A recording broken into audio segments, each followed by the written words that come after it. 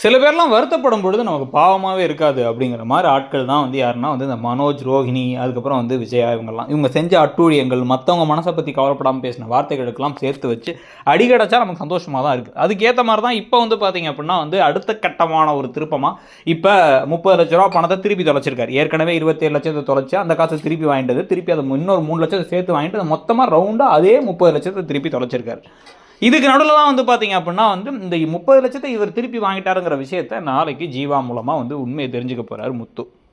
கண்ணாடியெல்லாம் வாங்கி கொடுத்தாங்கன்னு பார்த்தா நம்ம வீட்டிலேருந்து 30 லட்சத்தை தூக்கிட்டு போன லேடியே இதுதான் அப்படிங்கிற சீதா மூலமாக தெரிஞ்சுக்கிட்டு நீ ஒழுங்காக என் வீட்டுக்கு வா அப்படின்னா, நான் வீட்டுக்கெலாம் வரமாட்டேன் அப்படின்னா, எங்கள் வீட்டுக்கு வந்து என் அண்ணனும் அண்ணி இந்த மாதிரி திருட்டுத்தனம் பண்ணியிருக்காங்கிறத சொன்னால் தான் வந்து எங்கள் வீட்டில் வந்து நம்புவாங்க, இல்லைனா வந்து அவன் ஏதாச்சும் ஏமாற்றிடுவான் அப்படின்னா, ஓகே சரி ஓகே சொல்கிறது கரெக்டாக தான் இருக்குது, எனக்கும் அவனுங்கள்ட்ட வந்து தீர்க்க வேண்டிய ஒரு கணக்கு இருக்குது, அதுக்காகவே வரேங்கிறாங்க இவங்க.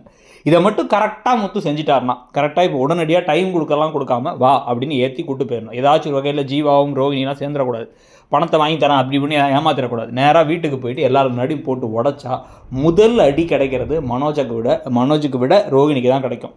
அப்போ பணத்தை வாங்கிட்டீங்க, வாங்கினது வரைக்கும் நல்லது தான், வாங்கிட்டா திருப்பி வந்து என்ன பண்ணியிருக்கணும், சரி ஓகே பணத்தை வாங்கிட்டு வந்தாச்சு இங்கே சொல்லியிருக்கணும். அதை என்கிட்டயா சொல்லியிருந்தா கூட நான் எப்படி 30 லட்சத்தை ஃபுல்லாக உங்கள் கையிலே இருக்க மாதிரி பிஸ்னஸ் ஆரம்பிக்க வச்சுருப்பேன். ஆனால் உன் அப்பா கொடுத்தாரு நீ சொன்ன பார்த்தியா, அப்போ உன் அப்பா 10 பைசா கொடுக்கல, உன் அப்பா அங்கே ஜெயிலில் உட்காந்துருக்காரு, ஜெயிலேருந்து வரவும் இல்லை, உன்னால் 10 பைசா எங்களுக்கு பிரோஜனமும் கிடையாது, ஆனால் பொய் மேலே பொய் சொல்லி எல்லாத்தையும் பண்ணியிருக்கீங்க, அந்த பணத்தையும் இப்போ தொலைச்சிட்டிங்க.